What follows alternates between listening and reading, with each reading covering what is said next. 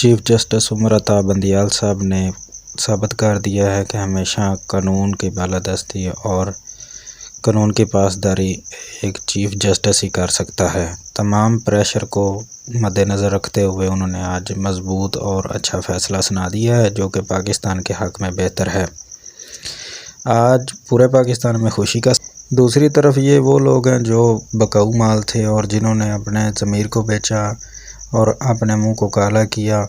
ख़ान ने एक वादा किया था अवाम के साथ कि मैं इनको रुलाऊंगा, इनको नंगा करूंगा, और उन्होंने नंगा किया और रुलाया इनको।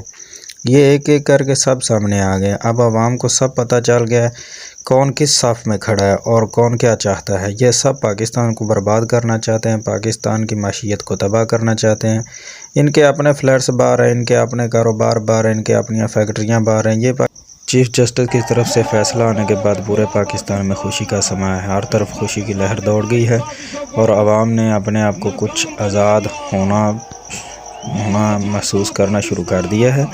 और इंशाअल्लाह इलेक्शन के बाद आवाम मुकम्मल तौर पे जो है वो ग़ुलामी से आज़ाद हो जाएगी और दोबारा इंशाअल्लाह दोबारा ऐसा कोई भी नहीं आ सकता जो इस कौम को ग़ुलाम बना सके। ना ही दोबारा रजीम चेंज ऑपरेशन हो सकता है, ना ही कोई आर्मी आ सकती है, ना ही कोई अमेरिका के बकाऊ टट्टू आ सकते हैं जो पाकिस्तान की आवाम को ग़ुलाम बना सके। इमरान खान ने एक बार फिर साबित कर दिया कि वो पाकिस्तान के लिए जान भी देगा, जान देने के लिए तैयार भी है।